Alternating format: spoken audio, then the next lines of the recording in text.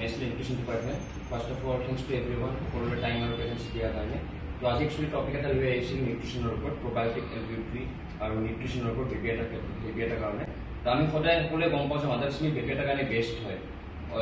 Mother's milk को जिमान nutrition था कि बेबी एटा proper protein development हो कारण है तो बेबी nutrition मार पूरा पाई जाए। क्योंकि क्या बाई इनका situation आने पर जितना मापो का available ना था क्या sufficient ना था क्या तो इस टाइम हमें की बात infant formula डिपोलो का दरकार है। Regurgitation and colic as the most common symptoms in infants between the age of 0 to 6 months. Now these that is breastfeeding versus top feeding. The infant gut microbiota starts to resemble that of an adult by the age of 2 to 3 years.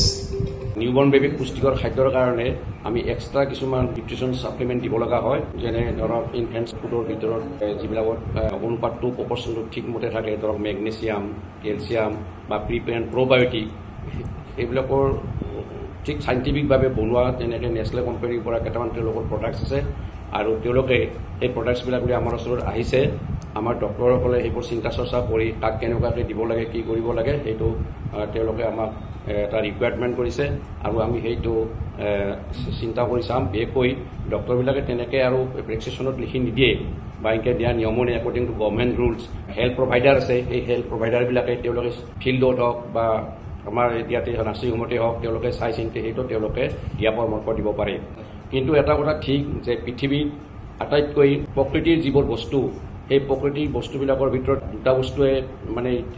নিৰ্ভেজাল হৈ আছে বাকী মানুহৰ হাতত পৰি আজিকালি চব বস্তুৱে ভেজাল হৈছে বিশেষকৈ মাতৃদুগ্ধ আৰু মাতৃদুগ্ধ আৰু মাতৃস্নেহটোৱে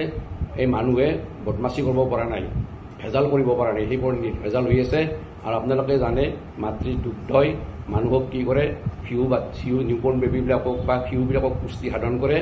আৰু মাতৃস্নেহে কি কৰে তেওঁৰ ল'ৰা ছোৱালীবিলাকক ভৱিষ্যতে এজন শক্তিশালী ব্যক্তি হিচাপে হ'বৰ কাৰণে তেওঁলোকক প্ৰেৰণা যোগায় আজি এইখিনি মোৰ বক্তব্য আছিল মই ইমানতে সামৰিলোঁ